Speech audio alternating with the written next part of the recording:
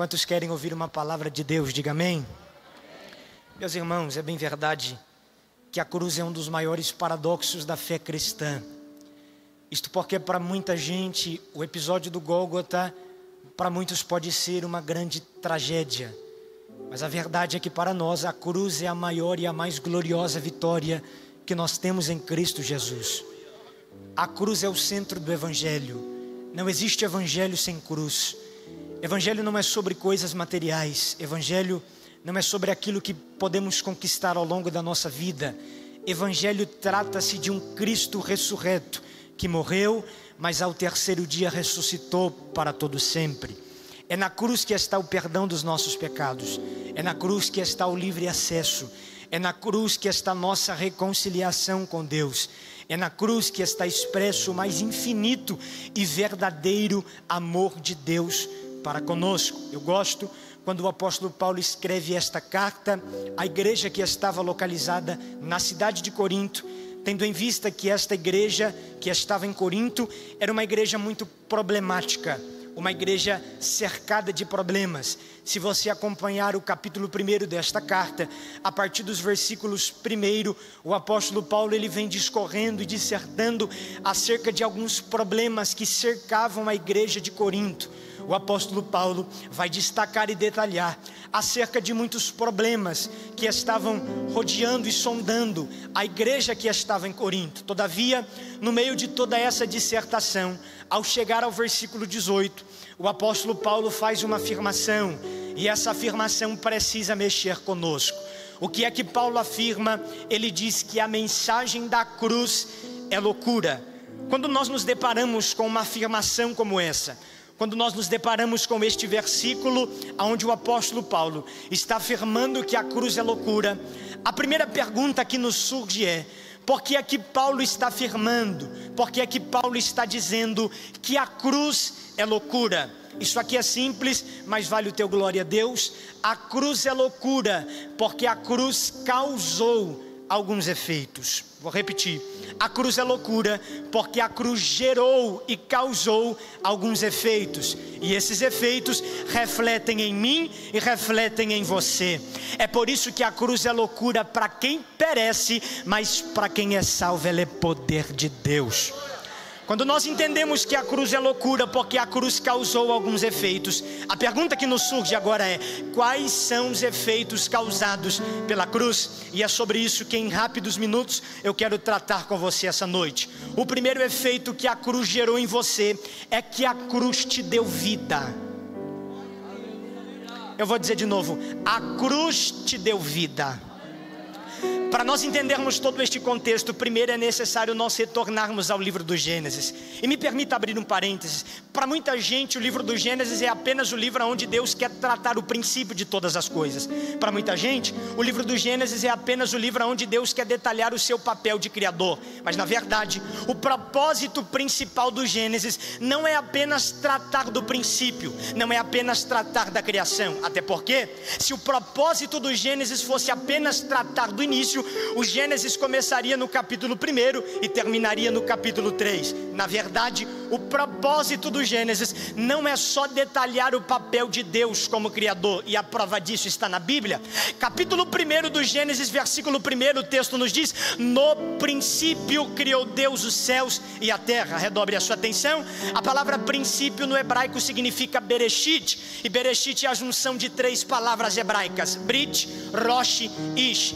Brit, aliança, Rosh, cabeça, Ish, homem. Brit, aliança, Rosh, cabeça, Ish, homem. Segundo Colossenses capítulo 1, versículo 18, Cristo é o cabeça da igreja. Ou seja, o propósito principal do Gênesis é a aliança do cabeça com o homem, aliança de Cristo com o homem. A prova disso é que Deus quer estabelecer aliança desde o Gênesis. Quando ele estabelece Adão no jardim, ele descia todos os dias na viração do dia dia para ter comunhão com Adão, porque aliança fala de comunhão, relacionamento, intimidade e semelhança. É por isso que Deus disse na reunião da Trindade, capítulo 1 do Gênesis, versículo 26, façamos o homem à nossa imagem, conforme a nossa semelhança. O propósito de Deus é aliança, e em outras palavras, Deus quer casar com o homem, Deus quer ter aliança com o homem. A prova disso, olha para o Gênesis de capa a capa. Ele faz aliança com Noé, faz aliança com Abraão, faz aliança com Jacó, faz aliança com José,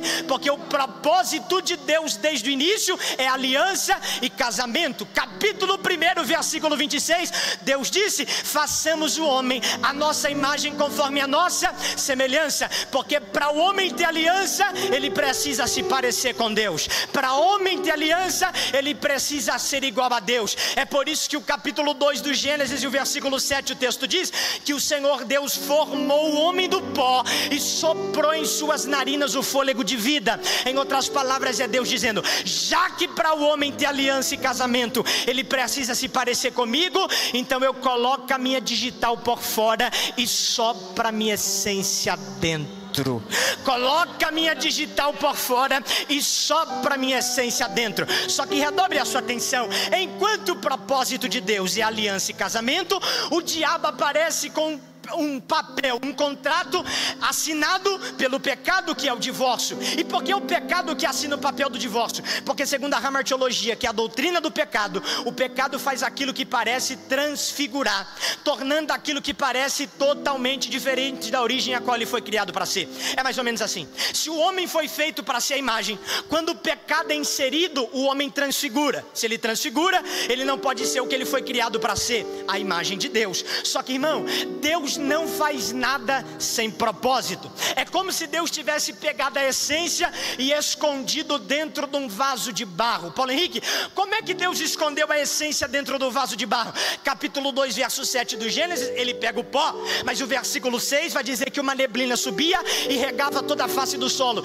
Então o pó que Deus pega não está seco, está úmido, é uma espécie de barro. Ele forma um vaso e sopra a essência dentro. É por isso que o diabo vem com o pecado para trincar a matéria e a essência vazar, porque se a essência vaza, o homem se torna vazio de Deus, e se o homem se torna vazio de Deus, o homem toma atitude hoje sem pensar nas consequências de amanhã, e sofre as consequências de amanhã concernente ao erro de ontem. É por isso que o diabo se apresenta, e parece, pastores, que nesse contexto eu consigo ver o diabo dando risada e dizendo, acabei com o plano de Deus, ridicularizei o propósito de Deus, destruí o casamento de Deus. Só que, irmão, prepara para dar um glória. O diabo não é poderoso, o diabo é estratégico. Mas enquanto o diabo é estratégico, Deus é especialista em despedaçar a estratégia do diabo. Eu vou repetir, enquanto o diabo é poderoso, é estratégico, Deus é especialista em despedaçar a estratégia do diabo. Parece que nesse contexto eu consigo ver o diabo dizendo, acabei com o plano de Deus, ridicularizei o plano de Deus, destruir o casamento. Só que me permita conjecturar, parece que eu consigo ver Deus se levantando do trono e dizendo, ô diabo, se você achou que acabou com o meu plano, eu vou abrir uma empresa. Se você achou que destruiu o casamento, eu vou abrir uma empresa. Paulo Henrique, Deus tem empresa? Claro que tem. E qual é a empresa de Deus? A empresa de Deus é a olaria, porque quando a matéria trinca, Deus traz o vaso para a olaria, aí ele amassa, amassa, amassa, amassa, amassa, amassa, porque quanto mais amassa, mais firmeza tem. Quanto mais amassa, com mais estrutura fica. Eu não sei se você está entendendo o que eu estou pregando, mas é por isso que tem gente que entrou aqui essa noite dizendo, eu achei que 2025 ia ser o ano da minha vida, mas entrou janeiro e fevereiro e parece que Deus só me amassa, me amassa, me amassa. Aí Deus me trouxe aqui como profeta para dizer, eu te amasso, mas você não perde o que eu coloquei dentro de você. Eu te amasso, mas você não perde o que eu coloquei aí. Levante as mãos, você que crê em palavra profética, levante as mãos. Essa noite Deus te trouxe aqui para dizer, é por isso que de vez em quando a mão desce, te quebra, te aperta, te humilha. É Deus dizendo, não é para tua vergonha, eu estou te tratando, porque eu tenho propósito na tua história, eu tenho propósito na tua vida. É por isso que ele pegou o pó e soprou. Ô, irmão, se você pegar o pó na sua casa e soprar, o pó espalha. Se com o nosso sopro o pó espalha, imagina com o sopro de Deus. Sabe o que é mais interessante? Capítulo 2, versículo 10 do Gênesis. O texto diz que existia uma fonte no meio do jardim, porque versículo 7 do capítulo 2, Deus formou o homem. Versículo 8, ele plantou um jardim no Éden. Ele forma o homem e planta um jardim no Éden. Versículo 10, o texto diz que uma fonte sai do jardim, e essa fonte libera 4 rios. Uma fonte no jardim, e essa fonte libera 4 rios. Se você olhar geograficamente, isso aponta para 4 pontos cardeais: norte, sul, leste, oeste. Em outras palavras, Deus está olhando para Adão e dizendo: Adão, se você for no sul, tem água para você beber. Adão, se você for no norte, tem água para você beber.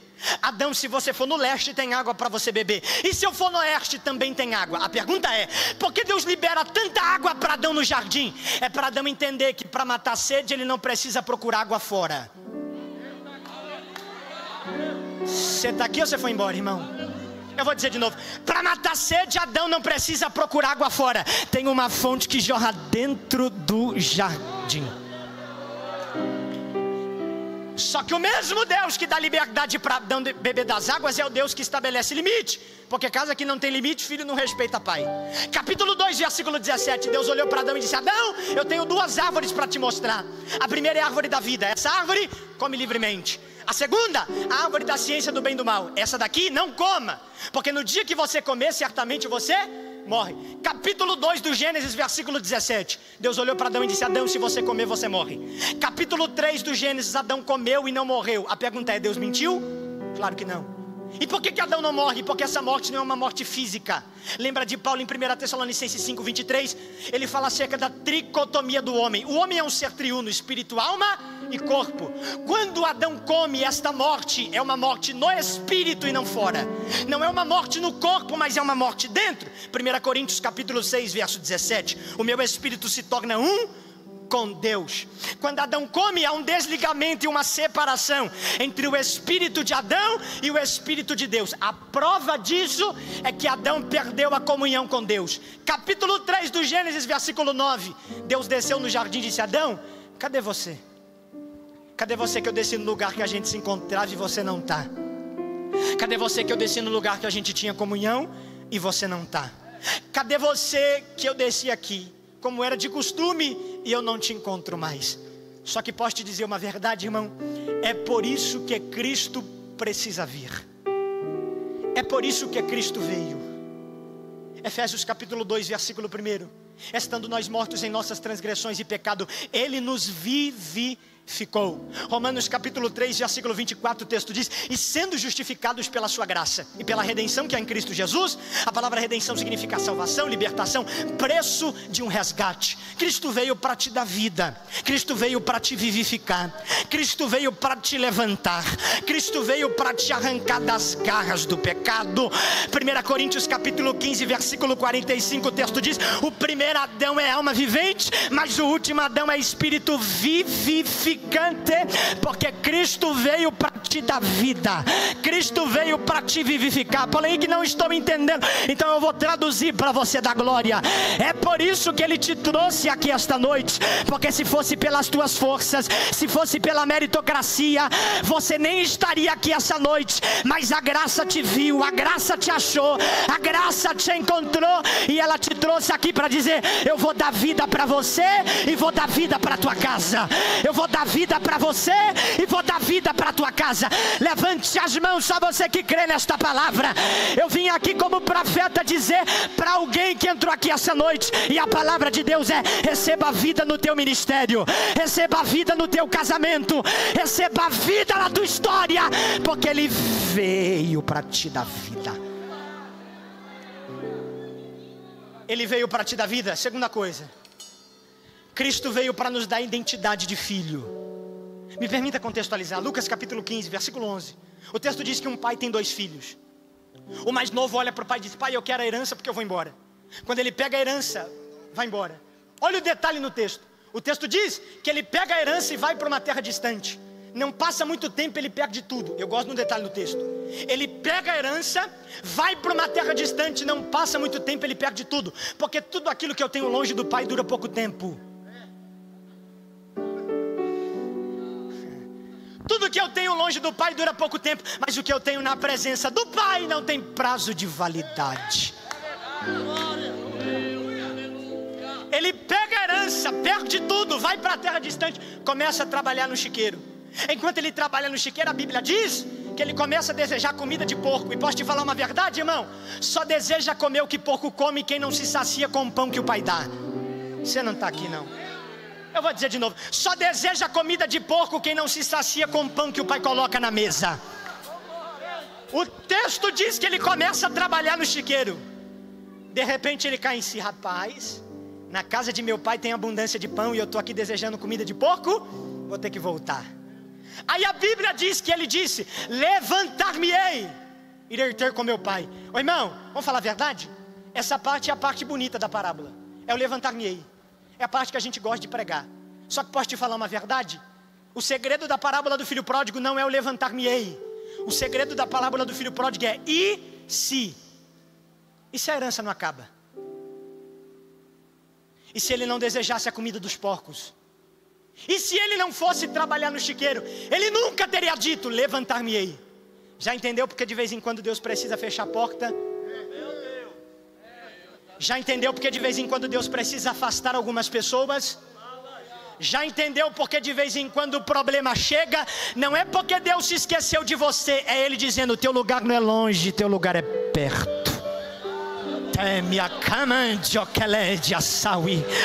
Teu lugar não é distante, teu lugar é perto de mim. Eu estou pregando para alguém que entrou aqui dizendo: Paulo Henrique, eu não estou entendendo porque a enfermidade chegou, não estou entendendo porque o problema bateu na porta. Parece que eu consigo ver Deus olhando para você e dizendo: eu estou puxando a corda e te trazendo para perto. Eu estou te trazendo para perto de mim. Até quando eu vou ter que fechar a porta para te lembrar que o teu lugar é no meu altar? Até quando eu vou ter que afastar a amizade para te lembrar que o teu lugar é dentro da minha casa? Deus marcou este encontro para alguém para dizer: fica tranquilo, eu não perdi o controle, não perdi a direção, eu ainda sou Deus na tua vida, eu ainda cuido de você e da tua casa. Quem crê nesta palavra, você pode abrir a boca e dar um grito de glória a Deus. Ele disse: levantar-me-ei, irei ter com meu pai. Aí o texto diz, irmão, que ele vai no caminho treinando o discurso: pai, eu pequei contra o céu e contra ti, não sou mais digno de ser chamado teu filho. Ô irmão, quando ele chega, o texto diz que o pai está esperando ele de longe. Quando o pai está esperando ele de longe, a Bíblia diz que quando o pai vê o filho, ele vai correndo abraçar. Ô irmão, cultura judaica: anciões não saem da sua posição, anciões não podem correr. Em outras palavras, aquele pai sai correndo na direção do filho, para ele era um escândalo.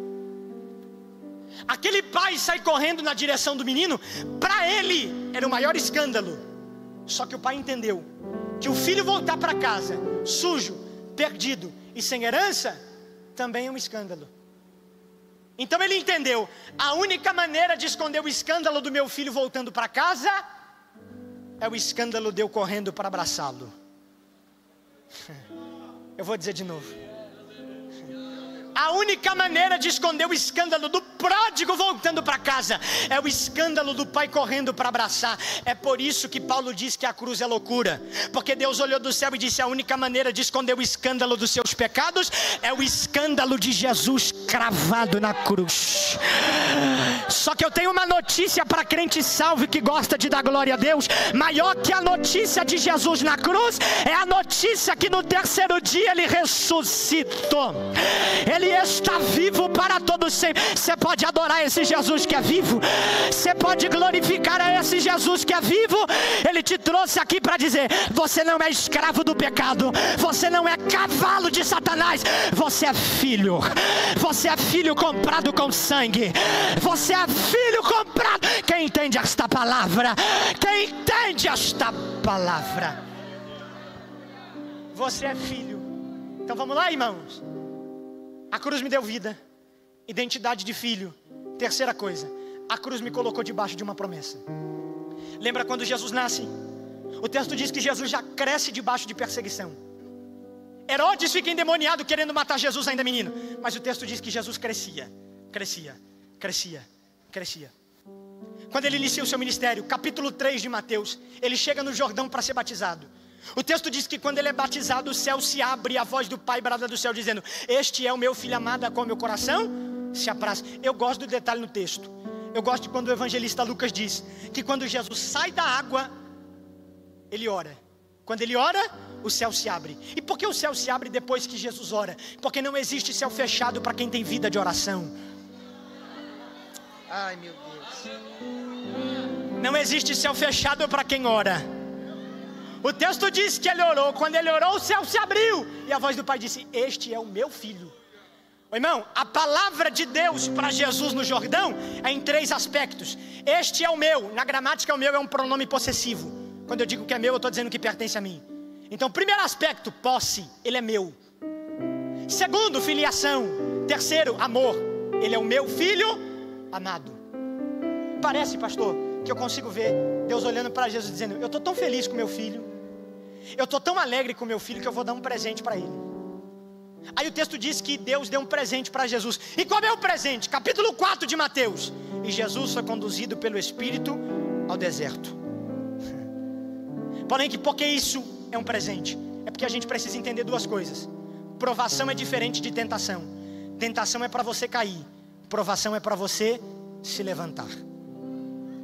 O texto diz que quando ele chega no deserto, o diabo olha para ele e diz: se tu és filho de Deus, manda que essas pedras se tornem pães. Ô, irmão, sabe o que é interessante? Olhe para mim. A partir do momento que Deus se responsabiliza em liberar uma palavra pública para Jesus no Jordão, todos ouviram, sim ou não? Sim. Se todos ouviram e a palavra foi pública no Jordão, o diabo ouviu, sim ou não? Sim. Se o diabo ouviu, ele sabe que Deus não mente, sim ou não? Sim. Se ele sabe que Deus não mente, ele acredita no que Deus falou, sim ou não? Sim. A pergunta é: por que no deserto ele olha para Jesus e diz: se tu és? Eu posso te dizer uma verdade? Eu não sei se nem isso cabe no modus operandi do diabo, mas é mais ou menos assim: o diabo acredita mais em mim do que eu mesmo. O diabo acredita mais em você do que você mesmo. A prova disso é que ele diz: se tu és. Não é que ele não acredita, ele quer saber se você acredita tanto quanto ele. A prova de que ele acredita é que ele diz: se tu és, manda que essas pedras se tornem pães. Em outras palavras, ele está dizendo: não sou eu que transformo pedra em pão, quem é filho aqui é você. Então manda. Você está aqui, irmão? Manda que essas pedras se tornem pães. Aí sabe o que é mais interessante? É que o diabo pega Jesus, leva ele para o alto do pináculo e diz: lança-te daqui. Se Jesus pula como homem, ele morre, sim ou não? Sim, irmão. A pergunta é: se Jesus pula e morre, por que ele não pulou? Ele não veio para morrer por nós? Se ele veio para morrer por nós, por que ele não pulou no pináculo se ele morreria como homem? Posso te falar uma verdade? Quem aqui já estudou geografia bíblica sabe que o pináculo é perto do Gólgota. E o Gólgota é o lugar onde Jesus foi crucificado. Sabe o que Jesus está nos ensinando? Que melhor do que saber o propósito é entender o tempo de viver o propósito. Porque tem gente que sabe do propósito, mas não sabe do tempo. E propósito antes do tempo é suicídio. Porque tudo que vem antes do tempo dura pouco tempo. E pior do que não ter é ter antes do tempo. Só que o texto diz que Jesus vence no deserto. Chega um determinado momento que ele vai olhar e vai dizer: gente, é chegada a minha hora, eu preciso morrer. Na mesa da ceia, ele olha para os discípulos e diz: um de vocês há de me trair. Na mesa da ceia, ele olha e diz: um de vocês há de me trair. E por que Jesus anuncia o traidor na mesa? Ô, irmão, Judas não é estranho. Não, Palenque, mas o fulano está comigo há muito tempo. Mas quem diz que Judas é estranho? É por isso que eu preciso ser seletivo igual Jesus. Da multidão ele escolheu 12. Dos 12, 3 era íntimo. Dos 3, ele só deitou a cabeça no peito de um. Porque tem gente que eu recebo na porta da minha casa. Tem gente que eu recebo na garagem da minha casa. Tem gente que eu recebo na sala da minha casa. Mas só alguns vão sentar à mesa para ceiar comigo. Na mesa da ceia ele pega o pão. Depois de dizer que vai ser traído, ele levanta e dá graça. Porque gratidão não é por aquilo que ele pode fazer. Gratidão é por aquilo que ele já fez. Deixa para lá. Ele levanta o pão e dá graça. Quando ele dá graça, o texto diz que ele parte o pão. Quando ele parte o pão, ele dá para os discípulos. Ô, irmão, você percebeu que o pão está partido, mas está na mão de Jesus? O pão está em pedaços, mas está na mão de Jesus. Sabe o que é isso aqui, pastor? Isso aqui é ministério. Isso aqui é chamada. Porque ministério é assim. Tem dia que você entra aqui quebrado. Tem dia que você sobe aqui dizendo: é minha última mensagem. Tem dia que você sobe aqui dizendo: é meu último louvor. Tem dia que você acorda dizendo: eu não vou para o culto hoje. Mas vai dando 6 horas, você toma banho, troca a roupa. Quando dá 7 horas, você está aqui, já chorou, gritou, babou, caiu no chão, saiu correndo. Aí você diz: eu nem queria ir para o culto, mas eu estou aqui. Aí Deus te trouxe aqui para dizer: é porque você está quebrado, mas está na minha mão. Está partido, mas está na minha mão. E por que isso é ministério? Porque ele pega o pão partido e dá para os discípulos comer. Ô, irmão, você percebeu que o pão está em pedaços, mas está servindo de alimento para alguém? O pão está partido, mas está servindo de alimento para alguém. Sabe aquele dia que você entra aqui dizendo: é meu último louvor. Você termina de cantar, alguém olha para você e diz: como Deus te usou para falar comigo. É aquele dia que você entra aqui dizendo: é minha última mensagem. Aí alguém olha para você e diz: se não fosse Deus te usar, eu acho que eu ia desistir hoje. Só que Deus marcou esta noite para dizer para alguém: eu não me esqueço de você. Eu não sei se você sente Deus nesta palavra, mas Ele te trouxe aqui esta noite para dizer: você não pode desistir da chamada que eu tenho com você. Alguém precisa do louvor que você canta. Alguém precisa da mensagem que você prega. Alguém se inspira quando te vê aqui dentro. E o céu está dizendo: não desiste, porque eu te coloquei debaixo de promessa. Eu te coloquei debaixo de uma promessa. Mateus capítulo 26, versículo 30. Depois da ceia, Jesus olha e diz: cantemos um hino. Ô, irmão, como é que Jesus, sabendo que vai ser traído, negado, vai para o Gólgota, via dolorosa, como é que ele diz: cantemos um hino? Sabe o que Jesus está nos ensinando?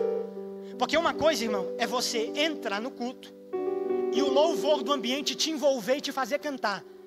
Outra coisa é você entrar aqui no seu pior dia e dizer: em vez de reclamar, eu vou cantar um hino.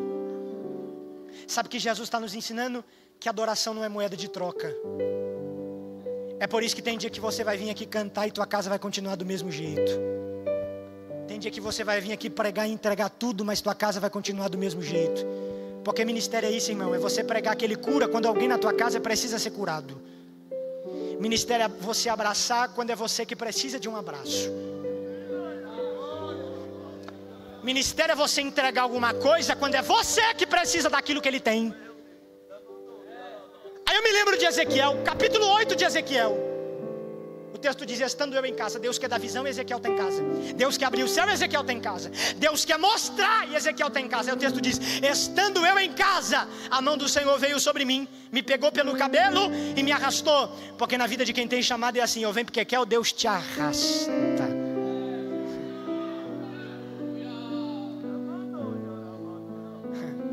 Ele te traz. Você pode me ajudar na comunhão se isso não for te incomodar? Olha para esse crente e diga: você vai vir hoje? Diga forte: você vai vir hoje? Ou você vai esperar Jeová te arrastar? Ele te trouxe aqui para dizer: eu tenho propósito com você. Posso abrir um parênteses? Meu tempo já está indo embora. Olhe para mim. No ano de 2022, eu estava na frente dos jovens em uma congregação do Ministério do Belém, lá em Barretos, interior de São Paulo. E teve um dia que eu tranquei a porta do meu quarto e disse: Senhor, eu não quero mais ser pregador, porque eu não pedi para pregar. Eu não quero mais fazer nada, porque eu não pedi isso. Aí eu disse: eu não pedi para ser pregador, porque o nosso problema é pagar preço por gente que não se interessa. Porque a gente que está na frente sofre retaliação em todas as áreas da nossa vida e parece que o povo não engata. Lembra de Elias? 1 Reis 19, ele está na caverna dizendo: Senhor, eu estou sozinho. Irmão, como é que Elias está dizendo que está sozinho, se no capítulo 18 ele orou, Deus respondeu com fogo, e todos que estavam no Carmelo se prostraram e disseram: só o Senhor é Deus. Cadê o povo do Carmelo? É que a gente vive uma geração que o povo quer o fogo do Carmelo, mas não quer ser tratado na caverna. Você não está aqui não, né? Irmão, o nosso problema é que a gente sofre retaliação em todas as áreas, parece que o povo não vem. E eu falei: Senhor, eu não pedi para passar isso, eu não pedi para sofrer isso. Então do jeito que o Senhor me entregou, eu estou devolvendo. Do jeito que o Senhor me deu, eu estou devolvendo. Só que aí eu fui negociar com Deus, para Deus não ficar tão bravo comigo. Eu falei: para o Senhor não ficar tão chateado comigo, eu vou continuar indo para o culto. Só que eu vou sentar no último banco, ficar quietinho, vou fazer nada. Não quero nem que o pastor me veja. Vou sentar no último banco e ficar só, quieto. Aí Deus entrou no meu quarto e disse: e quem disse que eu te chamei para ir ao culto? Deus disse: eu te chamei para ser um culto. Receba isso como um conselho de Deus para o teu coração. Deus não te chamou para vir ao culto, Deus te chamou para ser um culto. Paulo Henrique, qual é a diferença de vir ao culto e de ser um culto? Lembra de Maria aos pés de Jesus? O texto diz que ela vai para os pés de Jesus com um nardo de perfume caro. Quando ela chega com perfume, ela entrega nos pés de Jesus. Porque culto não é pedir, irmão, culto é entregar. A proposta de Deus no culto nunca foi o que você tem para pedir. A proposta de Deus no culto sempre foi: o que você trouxe para me entregar? O que você trouxe para derramar? O texto diz que Maria está aos pés de Jesus. Aí a gente gosta de bater na coitada da Marta, né? Porque enquanto Maria está aos pés de Jesus, a Marta está limpando a casa. Aí a gente bate na coitada da Marta. A Marta é boba demais. Maria escolheu a melhor parte, está nos pés de Jesus, e Marta está limpando a casa. Só que, irmão, aqui tem duas palavras, duas lições. Primeiro, ficar aos pés de Jesus e ouvir a palavra. Segundo, limpa a casa, porque Jesus não habita em casa suja. O texto diz que ela vai nos pés de Jesus e entrega perfume. Quando ela entrega o perfume, o texto diz que ela enxugou os pés de Jesus com os cabelos. Você está aqui, irmão? Estou encerrando. Ela enxuga os pés de Jesus com os cabelos. E está aqui a diferença de quem vem para o culto e de quem é um culto. Ô, irmão, a pergunta é: por que ela não pegou um pano? Por que ela não pegou uma toalha? Por que ela não pegou um lençol? E está aqui a diferença. Porque quem vem para o culto precisa de coisas para prestar culto. Quem vem para o culto precisa de coisas para entregar. Então quem vem precisa da toalha para enxugar. Quem vem precisa do lenço para enxergar. Quem vem precisa da toalha para entregar alguma coisa. Falei que não entendi, vou traduzir. Quem vem para o culto é assim: não, só dou glória se for o pregador que eu gosto. Não, essa irmã vai cantar, não, vai matar o culto. Não, esse irmão dirige aí, misericórdia. É porque vem para o culto. Agora, quem é um culto? Primeiro que o culto dele nem aqui começa. Na casa dele ele já está dando glória. Na casa dele ele já está dando aleluia, glória a Deus. Será que tem alguém aqui que veio para o culto, ou tem alguém aqui que é um culto? Será que tem alguém que trouxe alguma coisa para entregar àquele que merece todas as coisas? Ô, irmão, a pergunta é: qual é a diferença de enxugar com os cabelos e não pegar um pano? Qual é a diferença de enxugar com os cabelos e não pegar uma toalha? Irmão, você não deu glória agora, eu vou pular aí. Irmão, se Maria enxuga os pés de Jesus com o pano, o óleo que estava em Jesus vai para o pano.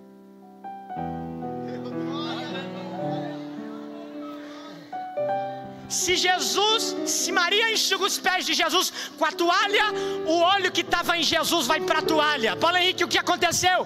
Maria foi para o culto com óleo no frasco, voltou do culto com óleo na cabeça. Levante as mãos aí, levante as mãos aí em nome de Jesus.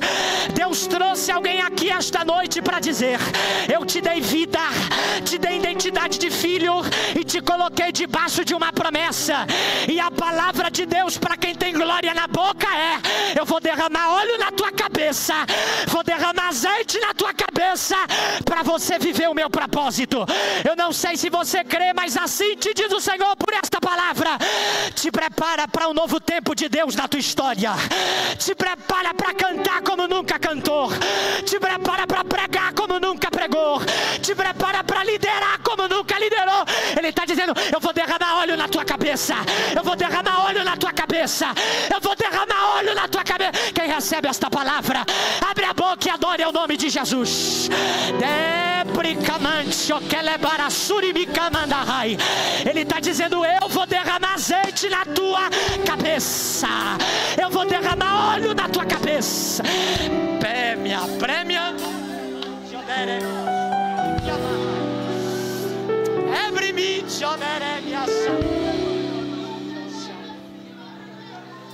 Fecha os teus olhos em nome de Jesus. Fecha os olhos onde você está. Você pode receber graça de Deus para você avançar mais um pouco. Talvez eu prego para alguém que entrou aqui dizendo 2025, eu não sei se eu vou continuar, não sei se vai dar para servir, mas assim te diz o Senhor: receba graça para você viver propósito, receba graça para você avançar, receba graça para você viver promessa. Quem pega esta palavra, abre a boca e adore ao nome de Jesus.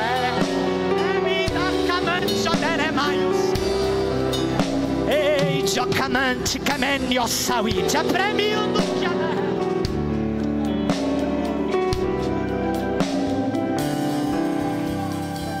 Sabe o que é mais interessante? E por que você não pode desistir do que Deus tem com você? Para encerrar agora. É porque a cruz te deu vida, identidade de filho, te colocou debaixo de uma promessa. Isso aqui eu sei que não é todo mundo que vai dar glória, mas lá vai. A cruz vai te levar para o céu. Eu vou dizer de novo: a cruz vai te levar para o céu. É o texto que diz: e o mesmo Senhor descerá com voz de alarido, ele vai parar na região das nuvens. Nós os mortos ressuscitarão primeiro, e nós os vivos seremos arrebatados. Tem alguém que vai subir aqui essa noite? Tem alguém que vai subir aqui nessa noite? Tem alguém que vai nessa caravana? Deixa eu ver se você vai. Deixa eu ver. Me achou que alémia. E por que eu preciso permanecer? Irmão, você sabe para onde você está indo? Sabe? Vamos lá? Para encerrar. Imagina comigo um trono. Ele é de ouro revestido de marfim. Abaixo do trono não existem pés, existem rodas. Essas rodas giram em fogo, e o Espírito do Senhor está sobre elas. Abaixo das rodas flui um rio de água. João vai dizer em Apocalipse que esse rio se torna um mar de vidro. É uma plataforma aquática, mas que dá para andar sobre. É por isso que para Jesus nunca foi novidade andar por cima das águas. O texto diz que sobre as rodas existem querubins, 4 faces, olhos por dentro e por fora. E os querubins adoram a Deus. E o texto diz que quando eles adoram indo para a direita, o trono de Deus se move para a direita. Quando eles adoram indo para a esquerda, o trono de Deus vai para a esquerda. Quando eles adoram indo para frente, o trono de Deus vai para frente. Porque a adoração nunca foi cantar e tocar bem. A adoração é o teu trono de Deus se movimentando em meu favor. Mas adiante do trono existem serafins, 6 asas, com 2 cobrem o rosto, reverência, com 2 cobrem os pés, servidão, e com 2 eles voam, santidade. Sabe o que é mais interessante? É que Isaías vai dizer que os serafins não adoram falando com quem está no trono, eles adoram falando sobre quem está no trono. É mais ou menos assim: o serafim da direita olha para o da esquerda e diz: rapaz, o que você acha desse que está sentado no trono? O da esquerda diz: eu acho ele santo. Aí o da direita diz: engraçado, eu também acho ele santo. Então vamos ficar aqui o dia inteiro. Santo, santo, santo é o Senhor dos exércitos, e toda a terra está cheia da tua glória. Mais adiante do trono, 24 tronos, 24 coroas, 24 anciões que adoram lançando as suas coroas e rendendo majestade ao Deus, majestade àquele que é poderoso. Sabe o que é interessante, igreja? É que existe um ancião para cada fuso horário do mundo, um ancião para cada hora do dia. Agora já são 21 horas, enquanto o ancião da 21 está dizendo: eu vou dizer que ele é santo aqui, mas Santa Helena diz que ele é santo lá. É santo aqui e é santo lá. É santo aqui e é santo lá. Mais adiante do trono, milhares de milhões de anjos. E posso te dar uma notícia: é para esse céu que você vai, é para essa morada que você vai.